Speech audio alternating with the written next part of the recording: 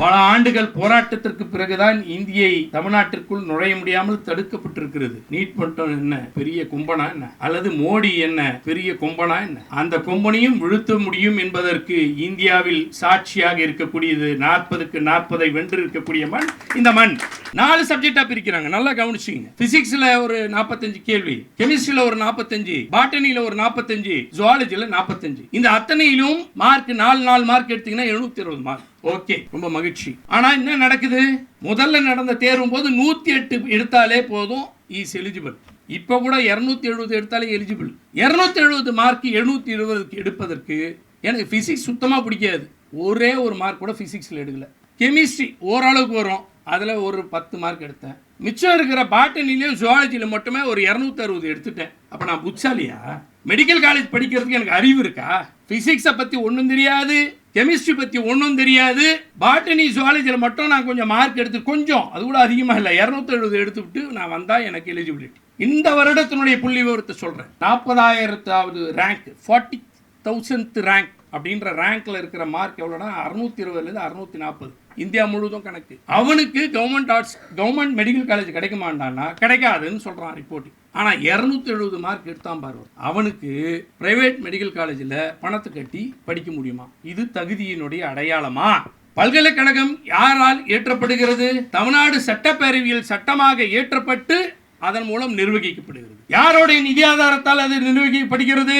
தமிழ்நாட்டு மக்களுடைய வரிப்பணத்தால், தமிழ்நாடு அரசின் நிதி ஆதாரத்தை கொண்டு ஒதுக்கீடின் அடிப்படையில் நிர்வகிக்கும். அந்த பல்கலைக்கழகம் நடத்துகின்ற தேர்வு, அந்த பல்கலைக்கழகம் தருகின்ற பட்டங்கள், இது எல்லாம் மாநில அரசுக்கு சொந்தமானது. மருத்துவ கல்லூரிகளுக்கான கட்டமைப்புகள் மாநில அரசுக்கு சொந்தமானது. ஒவ்வொரு ஆண்டும் அதை நிர்வகிக்கக்கூடிய செலவினம் மாநில அரசுக்கு சொந்தமானது. படிக்கின்ற மாணவர்களுக்கு 16,000 ரூபாய் வரையிலும் மட்டுமே மருத்துவ கல்விக்கான கட்டணமாக பெறப்படுகிறது. பல லட்சம் ரூபாய் ஆகக்கூடியதை தமிழ்நாடு மக்களுக்கு உழைக்க வேண்டும் என்பதற்காக தமிழ்நாடு அரசு தமிழ்நாடு மக்களுடைய வரிப்பணத்தை வாரி கொடுத்து வெறும் 16,000 ரூபாயில் ஒரு மருத்துவ படிப்பை படிக்க முடியும் என்று ஆண்டுக்கான கட்டணத்தை செலுத்துவது நம்மளுடைய அரசு. தமிழ்நாட்டின் மக்களினுடைய வரிப்பணம் எங்கிருந்து வந்தது? ஒன்றிய அரசினுடைய பங்களிப்பு.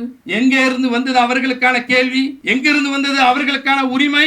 எந்த வகையில் தமிழ்நாட்டினுடைய மருத்துவ கட்டமைப்பை, தமிழ்நாட்டினுடைய மருத்துவர் ஆகக்கூடியவர்களுடைய கனவுகளை எங்கே இருந்து தடுக்கக்கூடிய உங்கள் கரங்கள் இங்கே வருகிறது? அதுதான் இங்க கேள்வி. கிராமத்தில் இருக்கக்கூடிய ஒருத்தர் கோச்சிங் சென்டருக்கு போக முடியுமா? ஏன் கிராமம் வரைக்கும், காஞ்சிபுரம் என் ஊர், என் ஊர்ல இருக்கவனுக்கே இங்க சென்னையில வந்து தங்கிட்டு போறதுக்கு செலவாகுது. 24 லட்சத்து பேரில் 22 லட்சம் பேர் தேர்வு எழுதியிருக்கிறார்கள். 22 லட்சம் பேரில் தேர்வு எழுதியிருக்கிறவர்களில் ஒரு 10 லட்சம் பேர் கோச்சிங் சென்டர் போயிருப்பாங்கன்னு கணக்கு எடுத்துக்கணும். 10 லட்சம் பேர். ஒருவர் ஒரு ஆவரேஜ், ஒரு சராசரிக்கு சொல்கிறேன், ஒரு இன்ஸ்டிடியூட்ல 5 லட்சம் வாங்குவான், 2 லட்சமா வாங்குவான், 3 லட்சமா வாங்குவான். நான் வந்து ரொம்ப ரொம்ப குறைந்தபட்சம் 2 லட்சம் ரூபாய் ஒருவருக்கு கட்டணம் என்று சொன்னால் 10 லட்சம் பேருக்கான 2 லட்சம் ரூபாய் 20,000 கோடியை ஒவ்வொரு ஆண்டும் இன்றைக்கு மிகப்பெரிய ஒரு ஊழல் நடந்து கொண்டிருக்கக்கூடிய ஸ்கேம் இங்கே நடக்கிறது. அதில் மோடி அரசுக்கு பெரும் பங்களிப்பு இருக்கிறது. அதற்கு துணையாக NTA என்று சொல்லக்கூடிய நேஷனல் டெஸ்டிங் ஏஜென்சி விளங்குகிறது. எனவே தான் நாங்கள் எதிர்க்கிறோம். NTA-வை ஏன் எதிர்க்கிறோம்? இங்க சொன்னார்கள். நீட் தேர்வை 2017ஆம் ஆண்டு கொண்டு வந்த பொழுது தொடக்க நிலையிலிருந்து எதிர்த்து கொண்டிருக்கக்கூடிய இயக்கங்களில் ஒன்று என்று இங்கே உரையாற்றுகிற நேரத்தில் சொன்னார்கள். ஒவ்வொரு இயக்கத்தினுடைய மாணவர் அமைப்புகளும் தனித்தனியாக போராடி கொண்டிருந்த நேரத்தில் ஆகஸ்ட் மாதம் 2017ஆம் ஆண்டு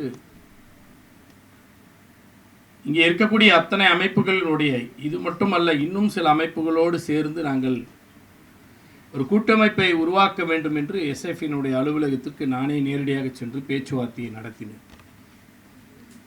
அன்றைக்கு உருவாக்கப்பட்ட அந்த அமைப்பினுடைய பெயர்தான் தமிழ்நாடு மாணவர் இயக்கங்களுடைய கூட்டமைப்பு, federation of student organisation TN என்று நாங்கள் உருவாக்கினோம்.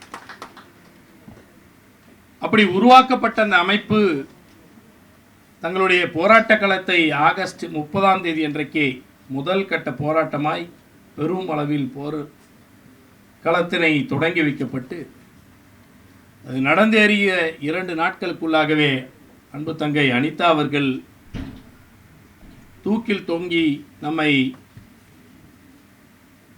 மிகப்பெரிய மீளா துயரத்தில் ஆழ்த்தி நீட் தேர்வினுடைய முதல் களபலியாக ஆனவர். எனவே அனிதாவையும் நாங்கள் இழந்திருக்க கூடாது என்று கருதக்கூடிய கூட்டமைப்பு தான் இன்றைக்கு இங்கே அமர்ந்திருக்கக்கூடியவர்கள். சிலர் கூட பேசுகிற நேரத்தில் குறிப்பிட்டு சொன்னதாக நான் கருதுகிறேன். ஷானவாஸை சொன்னாரா யார் என்று எனக்கு நினைவில் வரவில்லை. இங்கே இருக்கக்கூடிய மாணவர் அமைப்புகள் எல்லாம் ஒன்று கூடி போராட வேண்டும் என்று சொன்னாரே. கருத்து வேறுபாடுகள் இருந்தாலும் கூட, கொள்கை ரீதியாக மாறுபட்டு இருந்தாலும் கூட இந்த நீட் தேர்வினை சட்டப்பேரவையில் நிறைவேற்றிருக்கிறோம் ஒருமனதாக என்று சொன்னார்கள். 2017ஆம் ஆண்டு திராவிட முன்னேற்ற கழகத்தினுடைய கூட்டணியில் மதிமுக அல்ல, பிசிக இல்ல, இடதுசாரிகளாக இருக்கக்கூடிய இந்திய கம்யூனிஸ்ட் அல்ல, மார்க்சிஸ்ட் கம்யூனிஸ்ட் அல்ல. ஆனால் இன்றைய தலைவராக இருக்கக்கூடிய மாண்புமிகு தமிழ்நாட்டின் முதலமைச்சர் அவர்கள் அன்றைக்கு செயல் தலைவராக இருக்கிற நேரத்தில் நான் சென்று அவரிடம் அனுமதி கேட்டேன். நீட் தேர்வு மிகப்பெரிய மோசடி, சமூக நீதிக்கு எதிரானது, மாநில சுயாட்சிக்கு எதிரானது, மாணவர்கள் கல்வி உரிமைக்கு எதிரானது என்று போராட்ட களத்தை முன்னெடுக்க இருக்கிறோம், ஒன்றிணைந்து போராட விரும்புகிறோம். இது ஒரு முன்மாதிரியாக தமிழ்நாட்டில் விளங்கிட வேண்டும் என்று முன்னெடுப்பை எடுக்கிறேன் என்று சொன்ன பொழுது செல் வெல் என்று என்னை வாழ்த்தி அனுப்பினார். அந்த வகையில் உருவானதுதான் FSO என்ற தமிழ்நாட்டினுடைய இந்த கூட்டமைப்பு. எனவே நாங்கள் எடுத்த முன்னெடுப்புகளில் ஒன்று அல்ல, டெல்லி வரை சென்று போராடி இருக்கிறோம். அப்பொழுது மட்டும் போராட்டத்தை நிறுத்திவிடவில்லை. ஏன் இந்த ஆண்டு தொடக்கத்தில் ஜனவரி 12ஆம் தேதி கூட save education, reject NEP, save India, reject BJP என்ற முழக்கத்தோடு யுனைடெட் ஸ்டூடெண்ட்ஸ் ஆஃப் இந்தியா என்ற பெயரில் நாங்கள் ஒன்றிணைந்து இந்திய அளவிலான ஒரு பெரும் கூட்டமைப்பை ஏற்படுத்தி போராட்ட களத்தை முன்னெடுத்து நடத்தி கொண்டிருக்கிறோம். எனவே இங்கே தொடங்கிய இந்த முழக்கம் அது டெல்லி வரையிலும் முடங்கி இருக்கிறது. இங்கே எடுத்த முன்னெடுப்பு இன்றைக்கு அகில இந்திய முழுவதற்குமான கூட்டமைப்பை உருவாக்குகின்ற முன்னெடுப்பையும் இங்குதான் தொடங்கப்பட்டு இருக்கிறது. எனவே தமிழ்நாடு தான் இந்தியாவுக்கு என்றைக்கும் வழிகாட்டக்கூடியதாக இருக்கும். 7 வருடங்களாக நாம் போராடி கொண்டிருக்கிறோம். 7 வருடங்களாக கடுமையாக எதிர்க்கிறோம். 1, 2 அல்ல, பல கருத்தரங்குகள், பல போராட்டக் களங்கள், பல உண்ணாவிரத போராட்டங்கள், கையெழுத்து இயக்கங்கள் என்று குழுமி இருக்கக்கூடிய அத்தனை மாணவர் அமைப்புகளும் ஒன்று கூடி செய்திருக்கிறது, தனித்தனியாக செய்திருக்கிறது என்ற ஒரு நீண்ட நெடிய போராட்டக் களம் நடந்து கொண்டிருக்கிறது. 7 ஆண்டுக்குள் ஓய்வு பெற்று விடுவதற்கு இது ஒன்றும் சாதாரண போராட்டக் களம் அல்ல. பல 100 ஆண்டுகளை கண்டுதான் இந்திய விடுதலை போராட்டம் கண்டு இருக்கிறது. பல ஆண்டுகள் போராட்டத்திற்கு பிறகுதான் இந்தியை தமிழ்நாட்டிற்குள் நுழைய முடியாமல் தடுக்கப்பட்டிருக்கிறது. நீட் மட்டும் என்ன பெரிய கும்பனா என்ன, அல்லது மோடி என்ன பெரிய கொம்பனா என்ன? அந்த கொம்பனையும் வீழ்த்த முடியும் என்பதற்கு இந்தியாவில் சாட்சியாக இருக்கக்கூடியது 40க்கு 40 வென்று இருக்கக்கூடிய மண் இந்த மண். எனவே அதை அகற்றிய தீர்வோம் என்பதில் இங்கே இருக்கக்கூடிய எந்த அமைப்புக்கும் மாறுபட்ட கருத்தல்ல. அதை தொடர்ந்து போராடி கொண்டே இருப்போம். அகற்றிய தீர்வோம் என்பதற்காக மதிமுகவினுடைய மாணவர் அணி இன்றைக்கு முன்னெடுத்திருக்கக்கூடிய இந்த கருத்தரங்கம் இது ஒரு எடுத்து வைத்திருக்கக்கூடிய இன்னொரு அடி. நாங்கள் முன்னே செல்வோம் என்பதற்கான ஒரு அடையாளமாக இருக்கக்கூடிய ஒரு கருத்தரங்கம் இது. இந்த கருத்தரங்கை இங்கே குழுப்பி மாணவர்களிடம் ஒரு கட்டுரை போட்டியும் நடத்தப்பட்டு அதன் மூலம் வெற்றி பெற்றவர்களையும் அழைத்து இங்கே அமர வைத்து மாணவர்களையும் வைத்து இங்கே பேசுகிற ஒரு கருத்தரங்கம் நடத்தி கொண்டிருக்கிறார் நம்மளுடைய சசிகுமார் அவர்கள். தமிழ்நாடு ஏன் துடிக்கிறது, தமிழ்நாடு ஏன் பதறுகிறது, தமிழ்நாடு ஏன் போராடுகிறது, இந்தியா முழுவதும் ஏற்றுக்கொண்டது நீட் தேர்வை, தமிழ்நாடு மட்டும் ஏன் பதறுகிறது என்றெல்லாம் கேள்வி எழுப்புகிறவர்களுக்கு நான் பதில், தமிழ்நாடு தான் பதறும், தமிழ்நாடு தான் கதரும், தமிழ்நாடு தான் போராடும். ஏனென்றால் எங்களிடம் இருந்து பெறப்பட்ட உரிமைகளை, நாங்கள் போராடி பெற்ற உரிமைகளை பறிக்கின்ற பொழுது நாங்கள் தான் பதறுவோம். நீட் தேர்வு என்றும் இன்றைக்கு வந்ததாக யாரும் கருதிவிடக்கூடாது. ஒரு நூற்றாண்டுக்கு முன்பாகவே நீட் தேர்வு வந்துவிட்டது. வடிவம் என்றால் வேறு. நீதி கட்சி ஆட்சி வருவதற்கு முன்பாக என்ன இருந்தது? நீதி கட்சி ஆட்சி வருவதற்கு முன்பாக இந்தியாவில் எம்பிபிஎஸ் ஒருவர் படிக்க வேண்டும் என்று சொன்னால் அப்பொழுதெல்லாம் பியூசி தான் இருந்தது, +2 கிடையாது. ஆனால் பேசிக் டிகிரி பிஎஸ்சி படித்து விட்டு வந்த காலங்கள் உண்டு. ஆனால் எம்பிபிஎஸ் படிக்க வேண்டும் என்று சொன்னால் சமஸ்கிருதம் படித்திருக்க வேண்டும். என்ன அநியாயம்! எம்பிபிஎஸ் என்பது ஆங்கிலேயர்களால் ஏற்றப்பட்டு உலகம் முழுவதற்குமாக கட்டமைத்திருக்கக்கூடிய அலோபதியை பற்றிய ஒரு கல்வி. சமஸ்கிருதத்துக்கும் அதுக்கும் எதனா சம்மந்தம் இருக்கா? ஒரு சம்பந்தம் தான் இருக்கு. ஒரே ஒரு நூல் இழை தான் வித்தியாசம் இருக்கு. இந்த நூல் இழையில தான் அவங்க வரைக்கும் படிக்கலாம், மற்றவங்களாம் படிக்கக்கூடாது. இவ்வளோதான் வித்தியாசம். ஆக சமஸ்கிருதத்தை கொண்டு ஒரு நீட் தேர்வை போல அன்றைக்கு கொண்டு வந்த அந்த கொடுமையானதை தகர்த்தெறிந்தது நீதி கட்சி, நம்மளுடைய பாட்டனார்கள் இயக்கம். அந்த ஆட்சி தான் அன்றைக்கு அதை தகர்த்தெறிந்து இந்தியாவில் வேறு எந்த மாநிலமும் பெறாத உரிமையாய் எம்பிபிஎஸ் படிப்பதற்கு சமஸ்கிருதம் தேவையில்லை, முதல்ல பெற்றவங்க நாம தான். அதனால தான் நாங்கள் பதறோம், அதனால தான் நாங்கள் போராடுகிறோம். எங்ககிட்ட இருந்த உரிமையை நீ பறிக்கிறாய், எனவே நாங்கள் போராடுகிறோம். மீண்டும் மீண்டும் நான் சொல்லிக்கொள்வது, நீட் தேர்வு எதற்காக? தகுதியான மருத்துவர்களை உருவாக்குவது தான் வார்த்தை. இது எல்லா ஸ்டூடெண்ட்ஸாக இருக்கக்கூடியவங்க இல்லை பேரண்ட்ஸாக இருந்தால் வந்திருந்தாலும் கொஞ்சம் கவனத்தில் எடுத்துங்க. திரும்ப திரும்ப சொல்கிறது தகுதியான டாக்டர்களை உருவாக்குவதற்காக. இப்போ நான் திரும்ப கேட்கக்கூடியது, நீட் தேர்வு கொண்டு வருவதற்கு முன்பாக ஒரு 50-60 ஆண்டு காலமாக மருத்துவக் கல்லூரியில் படித்து மருத்துவர்களாகி மருத்துவம் செய்து கிட்டத்தட்ட அவங்க பாதி பேர் ரிட்டையர்மெண்ட் ஆகி இல்லை இறந்து போனவங்க, இவங்க எல்லாருடைய சான்றிதழும் தேவையற்றது என்று திரும்ப பெற்றுக்கொள்ள முடியுமா? அல்லது அப்படி படித்து மருத்துவம் பார்த்து உயிர் காப்பாற்றப்பட்டு உலகம் முழுவதும் ஆளுகிற இந்தியர்களை எல்லாம் காப்பாற்றி இருக்கிறார்களே, அது தவறு என்று சொல்லலாமா? இந்த அறிவுபூர்வமான அணுகுமுறை இதுவரையில் மோடி அரசு எடுத்திருக்கிறதா? இதான் என்னோட கேள்வி. எங்களுடைய ஒட்டுமொத்த இந்த அமைப்புகளோட கேள்வி எதுவென்றால், நீட் தேர்வு மூலமாக தகுதி வாய்ந்தவர்களை கொண்டு வருவோம் என்று சொல்கிறீர்களே, இதுவரையிலும் நீட் தேர்வு வருவதற்கு முன்பாக என்ன இருந்திருக்கிறது? முதல்ல அதை யோசிக்கணும். இருக்கக்கூடிய ஸ்டூடெண்ட்ஸ் குறைவாக இருந்தாலும் கூட நீங்கள் தான் ஒட்டுமொத்த உங்கள் மாணவ சமூகத்திற்கு தகவல்களாக இதை பரிமாறக்கூடியவர்களாக இருக்க வேண்டும் என்பதற்காக சொல்கிறேன். அதற்கு முன்பாக என்ன +2 மார்க் அடிப்படையில் எடுக்கப்பட்டிருக்கு. பிசிக்ஸில், கெமிஸ்ட்ரியில், பாட்டனியில், ஜுவாலஜியில், இந்த 4 சப்ஜெக்டில் என்ன மார்க் எடுத்திருக்குமோ அதை கட் ஆஃபாக வைத்து தேர்வு முறையில் +2 தேர்வில் என்ன மார்க் எடுத்தாங்களோ அந்த கட் ஆஃபை வைத்து +2லேருந்து நம்ம எம்பிபிஎஸ்க்கு கொடுத்தாங்க. இந்த நீட் தேர்வு வருவதற்கு முன்பாக என்ன நடந்தது? எங்கேயாவது எம்பிபிஎஸ் படிக்கிறதுக்கு வாய்ப்பு கிடைக்கலன்னு தற்கொலைலாம் நடந்ததா? யாராவது ஒருத்தருக்கு சொல்லுங்க பாருங்க. நீட் தேர்வு வருவதற்கு முன்பாக எங்களுக்கு எம்பிபிஎஸ் படிக்கணும்னு ஆசை, எங்களுக்கு முடியல, அதனால் நாங்கள் தற்கொலை பண்ணிக்கிறேன் அப்படின்னு யாருன்னா சொல்லி தற்கொலை பண்ணிக்கிட்டாங்களா? இல்லை. ஏன்? நான் +2 ரிசல்ட் இன்றைக்கி வரும், அன்றைக்கி மாலையோ அடுத்த நாள் காலையிலையோ எங்களுக்கு மார்க் வரும். மார்க் வந்த உடனே தெரியும். அன்றைக்கு காலகட்டத்தில் சொல்கிறேன், அதுக்கப்புறம் அது 600க்கா மாற்றினாங்க. நாங்கள் படிக்கும்போது 1200க்கா இருந்தது. அனிதா இறக்குற வரையிலும் 1200க்கு தான் இருந்தது. 195 கட் ஆஃப் அப்படின்னா அந்த 4த்துலேயும் கணக்கு வச்சு 195 கட் ஆஃப் எனக்கு வந்துடுச்சுன்னா நான் இன்றைக்கி முடிவு எடுத்துப்பேன், எனக்கு மெடிக்கல் காலேஜ் உண்டு. அது ஒரு வேளை 170 இருந்துன்னா கொஞ்சம் சந்தேகப்படுவேன், வாய்ப்பு இருந்தால் கிடைக்கலான்னு, பணம் இருந்தால் மேனேஜ்மெண்ட் கோட்டாவில் கிடைக்கலான்னு. அது ஒரு வாய்ப்பு இருக்குது, ஏன்னா மேனேஜ்மெண்ட் கோட்டான்னு ஒரு குறிப்பிட்ட கோட்டா இருக்குது, உண்மை.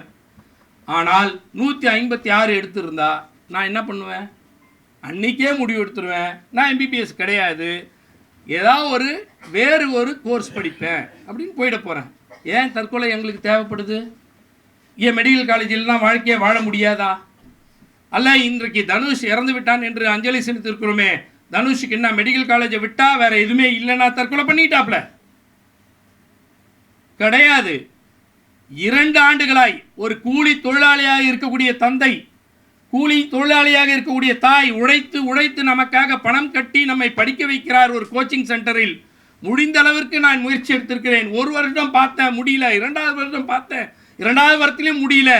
இன்னொரு அட்டெம்ப்ட் பார்க்குறியாடா கண்ணா, ஆனால் கையில் இருக்கிறது ஒன்றும் கிடையாது, காது மூக்கில் இருக்கிறது எதுவும் இல்லை, தாலி இருக்குது, அதை வேணால் விற்று கொடுக்குறேன்டா அப்படின்னு அந்த தாய் சொல்லுகிற பொழுது மனமுடைச்சலுக்கு ஆகிறான். என்னால் முடிஞ்ச வரைக்கும் முயற்சி எடுத்துட்டேங்க, ஆனால் இதை பெற முடியல. ஏற்கனவே என்னுடைய அப்பாவுடைய உழைப்பு, என்னுடைய அம்மாவுடைய உழைப்பு, அதனால் வந்த விளைவு எல்லாவற்றையும் இங்கே விற்று விட்டாச்சு, கோச்சிங் சென்டர்கிட்ட கொடுத்தாச்சு. இனியே என்கிட்ட செலவு பண்ண ஒன்றும் இல்லைன்றாங்க எங்கள் அம்மா. எங்கள் அப்பா கிட்ட ஒன்றும் இல்லை, உழைப்பு மட்டும்தான் என்கிட்ட இருக்குன்றாரு. விரக்தியின் எல்லைக்கு செல்கிறான் தனுஷ், தற்கொலை செய்து கொள்கிறான். இந்த சைக்காலஜிக்கல் எமோஷன், இதை புரிந்து கொள்ள வேண்டும். எதனால் இது ஏற்படுகிறது என்பதை புரிந்து கொள்ள வேண்டும். அப்போ நீட் தேர்வு என்பது தகுதியானவர்களை கொண்டு வருகிறதா? அடுத்த கேள்வி. யாரோ இங்கே சொன்னாங்க, குறிப்பிட்டு சொன்னது போல 180 கேள்விகளுக்கு என்று சொன்னார்கள். நம்மளுடைய அரவிந்த் சாமி தான் நினைக்கிறேன் சொன்னாப்புல. 4 சப்ஜெக்டாக பிரிக்கிறாங்க, நல்லா கவனிச்சிங்க. இதெல்லாம் நீங்கள் கேள்விகள் சமூகத்தோடு பேச வேண்டும் என்பதற்காக. ஃபிசிக்ஸில் ஒரு 45 கேள்வி, கெமிஸ்ட்ரியில் ஒரு 45, பாட்டனியில் ஒரு 45, ஜுவாலஜியில் 45. இந்த அத்தனையிலும் மார்க் 4 மார்க் எடுத்திங்கன்னா 720 மார்க். ஓகே, ரொம்ப மகிழ்ச்சி. ஆனால் என்ன நடக்குது? முதல்ல நடந்த தேர்வும் போது 108 எடுத்தாலே போதும், இஸ் எலிஜிபிள். இப்போ கூட 270 எடுத்தாலே எலிஜிபிள். 270 மார்க் 720 எடுப்பதற்கு எனக்கு ஃபிசிக்ஸ் சுத்தமாக பிடிக்காது, ஒரே ஒரு மார்க் கூட ஃபிசிக்ஸில் எடுக்கலை. கெமிஸ்ட்ரி ஓரளவுக்கு வரும், அதில் ஒரு 10 மார்க் எடுத்தேன். மிச்சம் இருக்கிற பாட்டனிலையும் ஜுவாலஜியில் மட்டுமே ஒரு 260 எடுத்துட்டேன். அப்போ நான் புட்சாலியா? மெடிக்கல் காலேஜ் படிக்கிறதுக்கு எனக்கு அறிவு இருக்கா? ஃபிசிக்ஸை பற்றி ஒன்றும் தெரியாது, கெமிஸ்ட்ரி பற்றி ஒன்றும் தெரியாது, பாட்டனி ஜுவாலஜியில் மட்டும் நான் கொஞ்சம் மார்க் எடுத்து, கொஞ்சம் அது கூட அதிகமாக இல்லை, 270 எடுத்துவிட்டு நான் வந்தால் எனக்கு எலிஜிபிலிட்டி. இந்த வருடத்தினுடைய புள்ளி விவரத்தை சொல்கிறேன். 40,000வது ரேங்க், 40,000th ரேங்க் அப்படின்ற ரேங்க்கில் இருக்கிற மார்க் எவ்வளோனா 620லேருந்து 640, இந்தியா முழுவதும் கணக்கு. அவனுக்கு கவர்மெண்ட் மெடிக்கல் காலேஜ் கிடைக்குமாண்டான்னா கிடைக்காதுன்னு சொல்கிறான் ரிப்போர்ட்டிங். ஆனால் 270 மார்க் எடுத்தான் பார் ஒருத்தன், அவனுக்கு ப்ரைவேட் மெடிக்கல் காலேஜில் பணத்தை கட்டி படிக்க முடியுமா? இது தகுதியினுடைய அடையாளமா? எவ்வளோ பெரிய மோசடி இங்கே நடந்து கொண்டு இருக்கிறது. +2 மார்க்ன்றது சும்மா எழுதி சும்மா வரல. ஒரு மாநில அரசின் கீழ் இயங்கக்கூடிய கல்வித்துறையின் மூலம் தேர்வக இயக்ககம் என்று டைரக்டரேட் ஆஃப் ஸ்கூல் எஜுகேஷனுடைய எக்ஸாமினேஷனை நடத்தி மார்க்கை போட்டு சான்றிதழ் தருகிறது. நான் மீண்டும் மீண்டும் கேட்கிறேன், கடந்த சட்டப்பேரவையில் நான் உறுப்பினராக, எதிர்க்கட்சி உறுப்பினராக இருந்திருக்கிறேன். இன்றைக்கு ஆளுங்கட்சி, அன்றைக்கு எதிர்க்கட்சி சட்டமன்ற உறுப்பினராக இருந்த பொழுது எழுப்பப்பட்ட கேள்வி இது. நீட் தேர்வுக்கு எதிரான ஒரு சட்ட மசோதாவை அதிமுக அரசும் நிறைவேற்றி அனுப்பியது. அனுப்பி 6 மாதத்திற்குள்ளாக அது திருப்பி அனுப்பப்பட்டது. பிப்ரவரி 2017 நிறைவேற்றி அனுப்பப்பட்ட அந்த சட்ட மசோதா செப்டம்பர் 2017 திருப்பி அனுப்பப்பட்டது ஒன்றிய பாஜக அரசு, மோடி அரசால். ஆனால் அன்றைக்கு அதிமுக அரசு அதை ஒட்டுமொத்தமாய் மூடி மறைத்தது. 1.5 வருடம் 2 வருடம் கழித்து 2019 ஜூலை மாதம் இது தொடர்பான ஒரு வழக்கு நீதிமன்றத்தில் வருகிற பொழுது solicitor general, additional solicitor general of India, ஒன்றிய அரசினுடைய கூடுதல் சாலிசிட்டர் ஜெனரலாக இருக்கக்கூடிய வழக்கறிஞர் பதிலுரை தாக்குகிறார். அஃபிடவிட்டில் சொல்கிறாரு, இதை 2017 ஆண்டு செப்டம்பர் மாதமே முடியாது என்று திருப்பி அனுப்பி விட்டோம் என்று சொல்லுகிற நேரம் வரையிலும் அன்றைய அதிமுக அரசு மக்களுக்கல்ல சட்ட பேரவைக்கு மறைத்த அயோக்கியர்கள். அன்றைக்கு மறைத்ததனுடைய விளைவு அரசியலமைப்பு சட்டம் வழங்கியிருக்கக்கூடிய சட்டப்பேரவை மீண்டும் நிறைவேற்றலாம் என்ற உரிமையை அன்றைக்கு தமிழ்நாடு அரசு இழந்தது. தமிழ்நாடு சட்டப்பேரவை இழந்தது. ஏன்னா within 6 months with any amendments or without amendments you can again passed out in the assembly and can be sent to the governor for assent என்று அதில் குறிப்பிடப்பட்டிருக்கிறது. அது திருப்பி அனுப்புகிற பொழுது அதில் தேவைப்படுகிற திருத்தங்களை செய்தோ அல்லது அப்படியேவோ நிறைவேற்றி அனுப்புகிற பொழுது கவர்னர் கண்டிப்பாக அதை தடுக்க முடியாமல் ஒன்றிய அரசுக்கு அனுப்பி வைக்க வேண்டும் என்று சட்டம், அரசியலமைப்பு சட்டம் சொல்கிறது. செய்தார்களா? செய்யவில்லை, தமிழ்நாட்டை அடகு வைத்தார்கள். அதுதான் கண்ட காட்சி. ஆனால் இன்றைக்கு தமிழ்நாடு அரசு ஆக திராவிட முன்னேற்ற கழகத்தின் தலைமையிலான அரசு, முதலமைச்சராக இருக்கக்கூடிய திராவிட மாடல் நாயகனாக இருக்கக்கூடிய அனைவருக்கும் அனைத்தும் என்று சொல்லக்கூடிய நம்மளுடைய முதலமைச்சர் முத்துவேல் கருணாநிதி ஸ்டாலின் என்று தலைநிமிர்ந்து நம்ம உறுதிமொழி ஏற்றுக்கொண்டு சொன்னாரே, அந்த முதலமைச்சர் நிறைவேற்றிருக்கக்கூடிய சட்ட மசோதாவை கண்டிப்பாக நீ அனுப்பி வைக்க வேண்டும் என்று சொன்னார்கள். 6 மாத காலம் கிடப்பில் போடப்பட்டு வைத்ததை நீதிமன்றம் சென்று மீண்டும் அனுப்பி வைக்கப்பட்டது. மீண்டும் சட்டப்பேரவையில் ஷானவாஸ் சொன்னதைப் போல அத்தனை சட்டமன்ற உறுப்பினர்களும் ஒருமனதாக நிறைவேற்றி அனுப்பப்பட்டது. பாஜகவினர் இடம்பெறவில்லை என்று சொன்னார். வெளிநடப்பு செய்துவிட்ட பிறகு அவர்கள் இல்லாத அவையாகத்தான் கருதப்படும். இல்லாத அவையில் எல்லோரும் வாக்களித்தால் அதன் பெயர் ஒருமனதாக நிறைவேற்றப்பட்டதாக தான் சட்டப்பூர்வமானது. எனவே தமிழ்நாட்டின் சட்டப்பேரவையில் ஒருமனதாக நிறைவேற்றி அனுப்பப்பட்ட சட்ட மசோதா கவர்னருக்கு அனுப்பப்பட்டு கவர்னர் மீண்டும் காக்க வைத்து பிறகு பல கண்டனங்களுக்கு பிறகு பல போராட்டங்களுக்கு பிறகு ஒன்றிய பாஜக அரசிடம் அனுப்பி வைக்கப்பட்டிருக்கிறது. இன்று வரையிலும் அதைக்கு ஒப்புதல் வழங்காமல் காக்க வைத்துக் கொண்டிருக்கிறார். என்ன சாதித்திருக்கிறது ஒன்றிய பாஜக அரசு? மீண்டும் மீண்டும் நம்மளுடைய கேள்வி எதுவென்று சொன்னால், தகுதியான தேர்வு என்று சொன்னதும் பொய். மாநில உரிமை பறிக்கக்கூடிய வகையில் அமைகிறது என்பது மிகப்பெரிய முக்கியமான கருத்து. இதில் என்ன மாநில உரிமை? மீண்டும் மீண்டும் கேட்கக்கூடியது. பேசுகிற நேரத்தில் பல சட்ட நுணுக்கங்களை சொன்னார்கள். State list, central list, concurrent list என்று சொன்னார்கள். ஸ்னேகா சொன்னார், மதிவதனி சொன்னார், அதையே தான் நம்மளுடைய ஷானவாசும் சொன்னார்கள். இந்த மாநில பட்டியலில் இருந்த கல்வித்துறையை ஒத்திசைவு பட்டியலுக்கு கொண்டு சென்றது எமர்ஜென்சி காலம். ஏன் நீங்கள் அதை இன்னும் முடக்கி வைத்தீர்கள், அனுப்பி வைக்க வேண்டியதானே என்று கூட ஷானவாஸ் அவர்கள் மிக முக்கியமான கேள்வியை இந்த மன்றத்தின் மூலம் எழுப்பியிருக்கிறார். அந்த ஒத்திசைவு பட்டியல் இருக்கட்டும் ஒரு பக்கம், ஆனால் இந்த மாநில பட்டியலில் ஒரு முக்கியமான அம்சம் இருக்கிறது. அதுதான் இன்றைக்கு தமிழ்நாட்டில் இருக்கக்கூடிய மாணவ சமூகம், பெற்றோர்கள், ஒட்டுமொத்த பொதுமக்கள் இன்னும் கவனித்தல் எடுத்துக்கொள்ள வேண்டும் என்பதற்காகத்தான் இந்த கருத்தரங்கம். இந்த மாநில பட்டியல் என்று இருக்கக்கூடிய பட்டியலில் விவரங்களில் என்ன சொல்கிறது சொன்னால், கல்வித்துறை பொதுப்பட்டியல் இருக்கிறது என்று சொன்னாலும் கூட பல்கலைக்கழகங்களை நிர்வகிக்கக்கூடிய உருவாக்கக்கூடிய அதிகாரம் அந்த மாநில சட்டப்பேரவைக்கு உண்டு, அந்த அரசுக்கு தான் உண்டு. ஒரு பல்கலைக்கழகத்தின் மூலமாக இயங்கக்கூடிய அத்தனை மருத்துவக் கல்லூரிகளும், குறிப்பாக தமிழ்நாட்டில் டாக்டர் எம்ஜிஆர் மெடிக்கல் யூனிவர்சிட்டி, அதன் கீழே இயங்கக்கூடிய மருத்துவக் கல்லூரி அத்தனையும் யார் கீழே வருகிறது? அந்த பல்கலைக்கழகத்தின் கீழே வருகிறது. பல்கலைக்கழகம் யாரால் ஏற்றப்படுகிறது? தமிழ்நாடு சட்டப்பேரவையில் சட்டமாக ஏற்றப்பட்டு அதன் மூலம் நிர்வகிக்கப்படுகிறது. யாருடைய நிதி ஆதாரத்தால் அது நிர்வகிக்கப்படுகிறது? தமிழ்நாட்டு மக்களுடைய வரிப்பணத்தால், தமிழ்நாடு அரசின் நிதி ஆதாரத்தை கொண்டு ஒதுக்கீடின் அடிப்படையில் நிர்வகிக்கப்படுகிறது. இப்போ அந்த பல்கலைக்கழகம் நடத்துகின்ற தேர்வு, அந்த பல்கலைக்கழகம் தருகின்ற பட்டங்கள், இது எல்லாம் மாநில அரசுக்கு சொந்தமானது. மருத்துவ கல்லூரிகளுக்கான கட்டமைப்புகள் மாநில அரசுக்கு சொந்தமானது. ஒவ்வொரு ஆண்டும் அதை நிர்வகிக்கக்கூடிய செலவினம் மாநில அரசுக்கு சொந்தமானது. படிக்கின்ற மாணவர்களுக்கு 16,000 ரூபாய் வரையிலும் மட்டுமே மருத்துவ கல்விக்கான கட்டணமாக பெறப்படுகிறது. பல லட்சம் ரூபாய் ஆகக்கூடியதை தமிழ்நாடு மக்களுக்கு உழைக்க வேண்டும் என்பதற்காக தமிழ்நாடு அரசு தமிழ்நாடு மக்களுடைய வரிப்பணத்தை வாரி கொடுத்து வெறும் 16,000 ரூபாயில் ஒரு மருத்துவ படிப்பை படிக்க முடியும் என்று ஆண்டுக்கான கட்டணத்தை செலுத்துவது நம்மளுடைய அரசு. தமிழ்நாட்டின் மக்களினுடைய வரிப்பணம் எங்கிருந்து வந்தது? ஒன்றிய அரசினுடைய பங்களிப்பு. எங்கே இருந்து வந்தது அவர்களுக்கான கேள்வி? எங்கிருந்து வந்தது அவர்களுக்கான உரிமை? எந்த வகையில் தமிழ்நாட்டினுடைய மருத்துவ கட்டமைப்பை, தமிழ்நாட்டினுடைய மருத்துவர் ஆகக்கூடியவர்களுடைய கனவுகளை எங்கே இருந்து தடுக்கக்கூடிய உங்கள் கரங்கள் இங்கே வருகிறது? அதுதான் இங்கே கேள்வி. கிராமத்தில் இருக்கக்கூடிய ஒருத்தர் கோச்சிங் சென்டருக்கு போக முடியுமா? ஏன் கிராமம் வரைக்கும்? காஞ்சிபுரம் என் ஊரில் இருக்கவனுக்கே இங்கே சென்னையில் வந்து தங்கிட்டு போகிறதுக்கு செலவாகுது.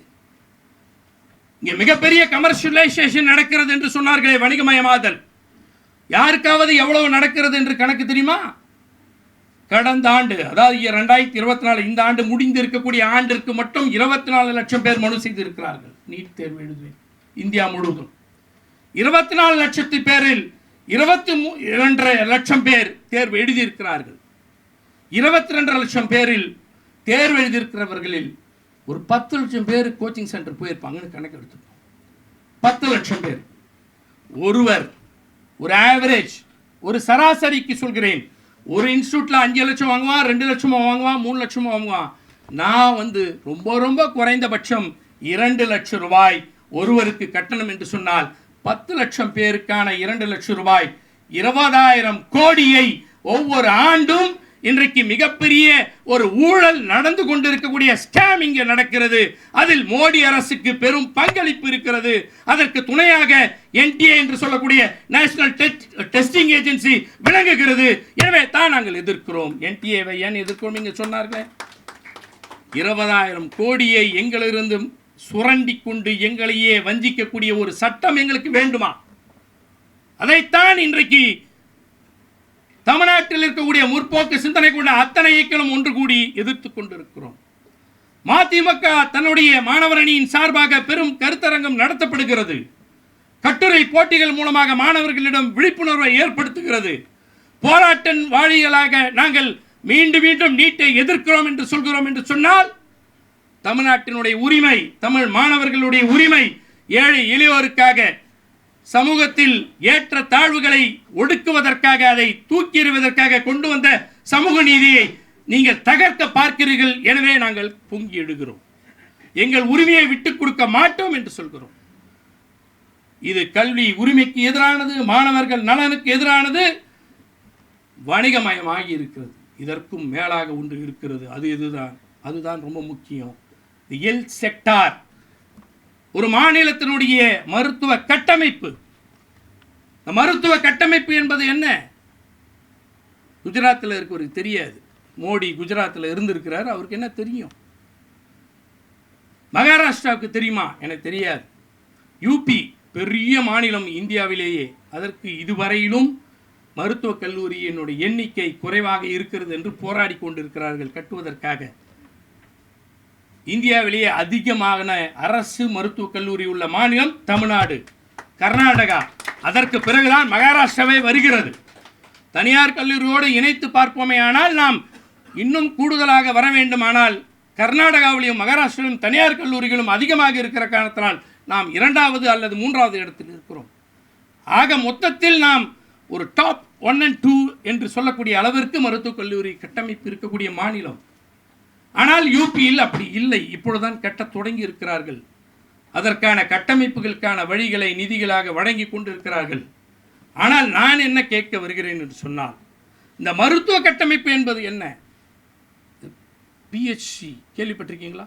Public health centre, primary health centre, ஆரம்ப சுகாதார நிலையம். யார் கொண்டு வந்தது?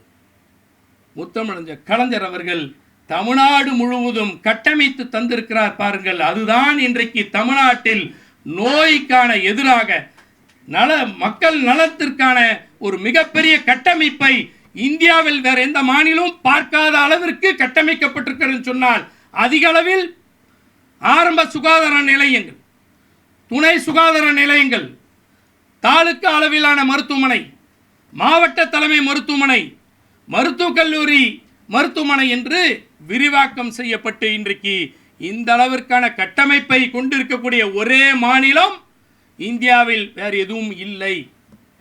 8 கோடி பேர் வாழக்கூடிய மாநிலம்தான். ஆனால் அரசினுடைய மருத்துவ கட்டமைப்பு மட்டும் எத்தனை இருக்கிறது சொன்னால் 60,000 படுக்கைகள் கொண்டு இருக்கக்கூடிய ஒரு மாநிலம். இங்கே மட்டும் அரசு மருத்துவர்கள் மட்டும் 19,000 பேர். இங்கே இருக்கக்கூடிய மருத்துவ கட்டமைப்பு ஒரு சராசரி இந்தியனுக்கு 1200 பேருக்கு ஒரு மருத்துவர். ஒரு இந்தியாவில் இருக்கக்கூடிய எந்த ஒரு மாநிலத்திலும் கணக்கெடுத்து பார்க்கிற பொழுது அது சராசரி 1200 பேருக்கு ஒருவர் மருத்துவராக இருக்கிறார். தமிழ்நாட்டில் 480 பேருக்கு ஒருவர் இருக்கிறார். ஏன் மோடிக்கு பொறாமை வராது? ஏன் பொச்சரிப்பு வராது? தமிழ்நாடு முன்னேறிய மாநிலமாக இருக்கிறது என்ற பொச்சரிப்பு. ஏனென்றால் தமிழ்நாட்டில் அப்படி ஒரு கட்டமைப்பு. ஆரம்ப சுகாதார நிலையத்தில் பணிபுரியக்கூடிய டாக்டர்கள் யார் என்று சொன்னால் சென்னையில் இருக்கக்கூடியவர்கள் யாரும் வந்து விடவில்லை. எங்கள் ஊருக்கெல்லாம் ஏதோ ஊரில் இருப்பான், ஒரு சின்ன கிராமத்திலேருந்து கஷ்டப்பட்டு படிக்க வச்ச ஒருத்தர் தான் சென்னையில் வந்து சென்னை மெடிக்கல் காலேஜ்லேயோ அல்லது கீழ்ப்பாக்கம் மெடிக்கல் கல்லூரியிலையோ ஸ்டான்லியிலையோ ஏதோ ஒரு மருத்துவக் கல்லூரியில் படிச்சுட்டு வந்துட்டு ஒரு கிராமத்துக்கு செல்வான்.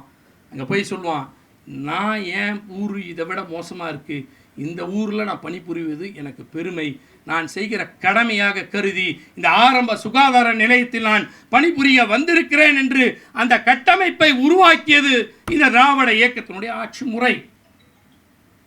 இன்னொரு கூடுதல் அதில் என்னவென்று சொன்னால், நீ எம்டி படிக்க வேண்டுமா எம்எஸ் படிக்க வேண்டும் என்று சொன்னால், ஒரு தனி எம்பிபிஎஸ் படித்தவன் மேல் படிப்பு படிக்க வேண்டும் என்று சொன்னால் அவனுக்கு இடஒதுக்கீட்டில் இந்த சலுகைகள் கிடையாது. கூடுதல் இடஒதுக்கீட்டில் ஒரு கூடுதல் சலுகை கலைஞர் அவர்கள் வழங்கியது எதுவென்று சொன்னால், ஆரம்ப சுகாதார நிலையத்தில் கிராமத்தில் நின்று நீ பணிபுரிவாயா என்றால் உனக்கு தனி இடஒதுக்கீட்டை தருவேன் என்று சொல்லி அதை வழங்கி அந்த கட்டமைப்பின் மூலமாக எங்கள் கிராமங்களில் மக்களுக்கு வழங்கப்படுகிறது மருத்துவம். இந்த கட்டமைப்பை சிதைப்பதற்காகத்தான் இன்றைக்கு யார் வருகிறார்கள்? தமிழ்நாட்டை சேர்ந்த மாணவர்களுக்கே வாய்ப்பு கிடைக்க மாட்டது. தமிழ்நாட்டில் இருக்கக்கூடிய ஏழை எளிய மாணவர்களுக்கு வாய்ப்பு கிடைக்கவில்லை. தமிழ்நாட்டில் இருக்கக்கூடிய கிராமப்புற மாணவர்களுக்கு வாய்ப்புகள் கிடைக்கப்படவில்லை. அப்ப பணக்காரர்களுக்கு மட்டுமே இந்த கல்வி என்கிற பொழுது யாரும் இனி ஆரம்ப சுகாதார நிலையமாக இருக்கக்கூடிய குக்கிராமத்திற்கு சென்று பணிபுரிவதற்கு வர தயாராக இல்லை. எனவே தமிழ்நாட்டினுடைய மருத்துவ கட்டமைப்பை சிதைக்க பார்க்கக்கூடிய எந்த ஒரு திட்டமும் எந்த ஒரு தேர்வும் எங்களுக்கு தேவையில்லை. எங்கள் கட்டமைப்பு, எங்கள் மக்கள், எங்கள் வரிப்பணம், எங்களுடைய ஆட்சி, இது எல்லோருக்கும் எல்லாம் தருகிற திராவிட மாடல் ஆட்சி. இதை தருவதற்காகத்தான் இந்த கட்டமைப்புகள் என்று நாங்கள் போராடி கொண்டிருக்கிறோம். உதயநிதி ஸ்டாலின் அவர்கள் ஏதோ ரகசியம் இருப்பதாக சொன்னார்கள். ரகசியத்தை வெளியே கொண்டு வருவாரா என்று எடப்பாடி பழனிசாமி அவர்கள் கேட்கிறார். எடப்பாடி பழனிசாமி அவர்களே, முதுகெலும்பு இல்லாமல் நீங்கள் தாரை வார்த்த உரிமைகளை எல்லாம் நாங்கள் மீட்டெடுப்பதற்காக இங்கே குடிமிருக்கக்கூடியவர்கள்லாம் போராடி கொண்டிருக்கிறோம். உங்களுக்கு அந்த கேள்வி கேட்க ஒரு அருகதியும் இல்லை. கேட்பதற்கு பாஜகவுக்கு கூட உரிமை உண்டு. எடப்பாடி பழனிசாமியே, உங்களுக்கு உரிமையே கிடையாது. கடந்த முறை எங்கள் உரிமையை எல்லாம் தாரை வார்த்தவர்கள் நீங்கள். உதயநிதி ஸ்டாலினுக்கு என்ன ரகசியம் இருக்கிறது என்று கேட்கிறார். ஒரு ரகசியம் இல்ல. நான் கேட்கிறேன், ஜல்லிக்கட்டு போராட்டம் எப்படி வந்தது? ஜல்லிக்கட்டு என்பது நடந்து கொண்டிருந்ததை 2017ஆம் ஆண்டு ஒரு சட்டத்தை கொண்டு வந்து prevention of cruelty to the animals என்று சொல்லி அவர்கள் தடுக்கப்பட்டார்களே. அன்றைக்கு நமக்கெல்லாம் ஜல்லிக்கட்டு நடத்துவதற்கு இல்லை என்று மறுக்கப்பட்டதே. அதை மீண்டும் பெற முடிந்ததை எப்படி முடிந்தது? எப்படி என்று சொன்னால், மக்கள் எழுச்சியோடு, இளைஞர்கள் எழுச்சியோடு, மாணவர்கள் போராட்டக்களம் கண்டதன் விளைவாக, தமிழ்நாடு முழுவதும் அந்த எழுச்சி கண்டதன் விளைவாக காலை அடக்குகின்ற அந்த போர்க்களத்திற்கான ஒரு உரிமையை பெறுவதற்காக கன்கரண்ட் லிஸ்ட் என்று சொல்லக்கூடிய ஒத்திசைவு பட்டியலில் அது வருகிறது என்ற காரணத்தினால் தமிழ்நாட்டின் சட்டப்பேரவையில் மீண்டும் ஒருமனதாக நிறைவேற்றி தந்ததன் விளைவாக 2 நாட்களில் காலை அடக்குகின்ற போர்க்களத்திற்கு மட்டும் ஒப்புதல் மோடி அரசால் தர முடிகிறது என்று சொன்னால், நீட் தேர்வு தமிழ்நாட்டிற்கு வேண்டாம், அநீதி, இது சமூக நீதிக்கு எதிரானது, மாநில உரிமைக்கு எதிரானது, இது மாநிலத்தினுடைய அரசியலமைப்புக்கு எதிரானது, மாநிலத்தின் மருத்துவ கட்டமைப்புக்கு எதிரானது என்று நாங்கள் போராடுகிற நேரத்தில் 2 நாட்களில் ஒப்புதல் தருவதற்கு மோடி அரசு ஏன் வரலை? ஏன் வரக்கூடாது? ஏனென்றால் ஏழைகள் மருத்துவர் ஆகக்கூடாது, ஒடுக்கப்பட்ட மக்கள் மருத்துவர்கள் ஆகக்கூடாது. காலகாலமாய் இந்த திராவிட இயக்கங்கள் போராடி பெற்ற உரிமைகளை பறிப்பதற்கான ஒரு வழிகாட்டுதல். ஏற்கனவே பேசுகிறவர்கள் சொன்னார்களே, நீட் தேர்வு என்பது ஒரு சின்ன குட்டியை விட்டுட்டு ஆழம் பார்க்கறதுன்னு அப்படி விட்டுருக்குன்னு நினைக்கிறேன். இருக்கக்கூடியவர்கள் மருத்துவ மாணவர்களாக இல்லாமல் போகலாம். BSc, BA, BCom, LLB, BSc agri, BE, இப்படி எத்தனை படிப்பொன்னால் நீங்கள் படித்து கொண்டு இருக்கக்கூடியவர்களாக இருக்கலாம். ஆனால் நினைவில் வைத்துக் கொள்ளுங்கள், நேஷனல் எஜுகேஷன் பாலிசி 2020 என்று சொல்லக்கூடிய தேசிய கல்விக் கொள்கை இனி வரும் காலங்களில் இந்த படிப்புக்கும் தேசிய அளவில் ஒரு நுழைவுத் தேர்வை கொண்டு வரப் போகிறேன் என்பது தான் அதனுடைய மிகப்பெரிய மோசமான அக்டோபர் சட்டமாக அது திட்டம் இருக்கிறது என்பதை மறந்து விடாதீர்கள். ஒரு நீட் தேர்வு, ஒரு மருத்துவர் ஆவதற்காக எனக்கு போராட்டம். யாரோ ஒருத்தனுடைய மருத்துவ கனவுக்காக நான் ஏன் போராட வேண்டும்? யாரோ ஒருத்தருக்கு மருத்துவர் எம்பிபிஎஸ் படிக்க வேண்டிய உரிமை போய்விட்டது என்று சொன்னால், நான் படிக்கிற பிஎஸ்சி எனக்கு எந்த பாதிப்பும் இல்லை, நான் படிக்கக்கூடிய பிகாமுக்கு எந்த பாதிப்பும் இல்லை, நான் படிக்கிற பிஎல்க்கு எந்த பாதிப்பும் இல்லை, நான் படிக்கிற பிஇக்கு எந்த பாதிப்பும் இல்லை, நான் படிக்கிற பிஎஸ்சி அக்ரிக்கு எந்த பாதிப்பும் இல்லை என்று நீங்கள் நினைப்பீர்கள் என்றால், இத்தனை படிப்புக்கும் பாதிப்பு வருவதற்கு தயாராக இருக்கிறது நேஷனல் எஜுகேஷன் பாலிசி. மாணவ சமூகம் விழித்தெழிய வேண்டும், பெற்றோர்கள் அதற்கு ஆதரவு தர வேண்டும், பொதுமக்கள் பேராதரவு தர வேண்டும், போராட்ட களத்திற்கு வீதிக்கு வர வேண்டும். நாங்கள் இயக்கத்தை கொண்டிருக்கக்கூடியவர்கள் உங்களுக்காக போராடி கொண்டிருக்கிறோம். சொன்னார்களே, அங்கே பெற்றோர்கள் போராடுகிறார்கள், மாணவர்கள் போராடுகிறார்கள். கோட்டாவினுடைய suicide is been very famously called Kota suicides. இங்கே 22 பேர் 23 பேர் தனுஷோடு சேர்ந்து இறந்திருப்பதற்கு நாம் போராடி கொண்டிருக்கிறோம். கோட்டா என்ற மாநகரம் ராஜஸ்தானில் இருக்கக்கூடியதில் 100 பேரை பலி கொண்டு இருக்கிறது. அந்த 100 பேருக்கே அங்கே பொங்கி எழியவில்லை. ஏனென்று சொன்னால் அவர்களுக்கு சூடு சொரணை இல்லை. இது தந்தை பெரியார் தந்திருக்கக்கூடிய சுயமரியாதை உணர்வு கொண்டிருக்க மண். இந்த மண்ணிலே எங்களுக்கான உரிமைகள் பறிக்கப்படும் என்று சொன்னால் வீதிக்கு வந்து போராடுவதற்கு எல்லோரும் தயார். சபரிமலைக்கு போறவங்க கூட மாலையை போட்டுட்டு காலையில் எழுந்து குளிச்சுட்டு சபரிமலைக்கு ஐயப்பான்னு பாடிட்டு அப்படி வெளில வரும்போது பெரியாரோட படத்தை பார்த்தனா ஐயா வணக்கம்னு சொல்லிட்டு போற மண்ணுடா இது. அண்ணாமலைக்கும் முருகனுக்கும் அல்லது அமித்ஷாவுக்கும் மோடிக்கும் இந்த மண்ணை பற்றி புரியாது. ஏனென்றால் கோயிலுக்கு போக வேண்டாம் என்று சொன்னதும் பெரியார், கோயிலுக்கு போக வேண்டும் என்று சொன்னால் நீ போ உள்ளே நான் இருக்கிறேன் என்று கையை பிடித்து அழைத்து சென்றவரும் தந்தை பெரியார். இந்த மண்ணில் தான் எல்லாருக்கும் எல்லா உரிமையும் பெற்றுத்தர முடியும் என்பதை நிரூபித்து காட்டியிருக்கக்கூடிய இயக்கங்கள் திராவிட இயக்கமும் பொது உடைமை சிந்தனையும் இங்கு ஒன்று கூடி உட்கார்ந்து இருக்கிறோம் என்று சொன்னால் நாங்கள் விட்டு விடுவோமா? மோடி நீ என்ன எம்மாத்திரம்? இங்கே சொன்னார்களே, எங்களை அடக்குமுறைக்கு ஆளாக்கியவர்கள், நெருக்கடி நிலைக்கு தள்ளியவர்கள், இந்தியை திணிப்பேன் என்று சொன்னவர்கள், குலக்கல்வியை கொண்டு வந்த தீர்வேன் என்று சொன்னவர்களை எல்லாம் இன்றைக்கு எங்களோடு அரவணைத்துக் கொண்டு செல்கிறோமே என்று சொன்னார்களே, அரவணைத்து செல்வதற்கு காரணம் உண்டு.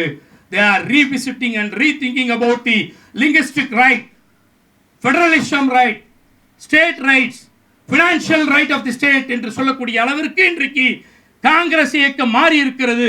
அவர்கள் மீண்டும் சிந்திக்க தொடங்கி இருக்கிறார்கள். மாநில உரிமை என்றால் என்ன? மொழி உரிமை என்றால் என்ன? கூட்டாட்சி தத்துவம் என்றால் என்ன? இந்த அரசியலமைப்பு சட்டம் தந்திருக்கக்கூடிய உரிமைகள் எல்லாம் என்ன?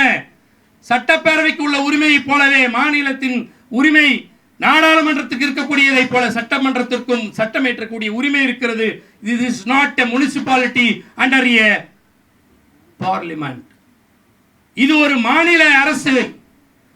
இந்த மாநில அரசுக்கான உரிமைகள், சட்டமேற்றுகின்ற உரிமை, வரி விதிக்கக்கூடிய உரிமை, மக்களுக்கு நாங்கள் எல்லாவற்றையும் வாரி வழங்கி அதை காப்பாற்றுகின்ற உரிமை. நாங்கள் நெருக்கமாக மக்களோடு இருக்கக்கூடியவர்கள். அதனால்தான் 1000 ரூபாய் மகளிருக்கு உரிமை தொகை என்று தருகிறோம். நாங்கள் மாணவர்களோடு நெருக்கமாக இருக்கிறோம். அதனால்தான் புதுமை பெண் திட்டம் என்று 1000 ரூபாய் மாதம் தருகிறோம். நாங்கள் மாணவர்களுக்கு தருகிறோம் தமிழ் புதல்வன் திட்டம் என்று 1000 ரூபாய். பெற்றோரிடமும் மாணவர்களிடமும் நெருக்கமாகவும் அக்கறையோடு இருப்பற காரணத்தினால்தான் காலை சிற்றுண்டி திட்டத்தை தருகிறோம். மாணவர்களை உயர்த்த வேண்டும், இளைஞர்களை வேலையில்லா திட்டத்திலிருந்து போக்கிட வேண்டும், அவர்களை தொழில் முனைவராய் மாற்ற வேண்டும், தொழிற்சாலைக்கு வேண்டியவர்களை உருவாக்க வேண்டும், அவர்கள் திறனை உருவாக்க வேண்டும் என்பதற்காக நான் முதல்வன் திட்டத்தை கொண்டு வந்திருக்கிறோம் என்று சொன்னால், இதுதான் மாநில சுயாட்சி, மாநிலத்தின் உரிமை, மாநிலத்தை ஆளுகின்ற அரசனுடைய அழகு. எனவே நாங்கள் மீண்டும் மீண்டும் சொல்லிக் கொள்வதையெல்லாம் இன்றைக்கு இங்கே குடிமிருக்கக்கூடியவர்கள் ஏதோ நூற்றுக்கணக்கானவர்கள், சில நூறு என்று நான் கருதிட மாட்டேன். இந்த நூற்றுக்கணக்கானவர்கள் தான் தமிழ்நாட்டின் மூலை முடுக்குகள் எல்லாம் சென்று அவர்கள் இந்த நீட் தேர்வு எதிர்ப்புக்கான ஒரு போர்க்களத்தை மீண்டும் சங்கொலி எழுப்பக்கூடியவர்கள். இங்கே இருக்கக்கூடிய ஒவ்வொருவரும் சங்கொலியில் எழுதுகின்றவதை எல்லாம் இந்த இயக்கத்தினுடைய தலைமை பொறுப்பேற்றிருக்கக்கூடிய திரு வைகோ அவர்களுடைய வழியில் இந்த இயக்கத்தை அடுத்த தலைமுறைக்கு கொண்டு செல்வதற்காக உழைத்துக் கொண்டிருக்கக்கூடிய நாடாளுமன்ற உறுப்பினர் முதன்மை செயலாளராக இருக்கக்கூடிய துரை வைகோவினுடைய வழியில் இருக்கக்கூடியவர்களுக்கு நான் அன்பு வேண்டுகோள் விடுக்கக்கூடியது என்று சொன்னார். உங்கள் தலைவர்கள் எதை நோக்கி செல்கிறார்கள், என்ன விரல் நீட்டி காட்டுகிறார்கள், அந்த திசை நோக்கி செல்லுங்கள். இந்த விதையினை தமிழ்நாட்டின் மூலை முடுக்கெல்லாம் விதைப்போம். நீட் தேர்வை மட்டுமல்ல, கியூட் தேர்வு மட்டுமல்ல, எந்த நுழைவுத் தேர்வும் தமிழ்நாட்டில் நுழைய விடாமல் தடுப்போம். மாணவர்கள் உரிமையை காப்போம். இந்த மருத்துவ கட்டமைப்பை நாம் மீட்டெடுப்போம். மாநில உரிமையை என்றென்றைக்கும் மீட்டெடுக்கும் மாபெரும் போர்க்களத்தில் ஒன்று கூடி கைகூட்டி நாம் போர்க்களத்தில் வென்று காட்டுவோம் என்று சொல்லி இந்த நீட் எதிர்ப்பு கருத்தரங்கம் வெல்லட்டும் வெல்லட்டும். இதை முன்னெடுத்த என் அருமை தம்பி சசிகுமார் உள்ளிட்ட மாநில நிர்வாகத்திற்கும் அந்த மாணவர் அணிக்கும் என் பாராட்டுக்கள் வாழ்த்துக்கள் என்று சொல்லி விடைபெறுகிறேன். நன்றி, வணக்கம்.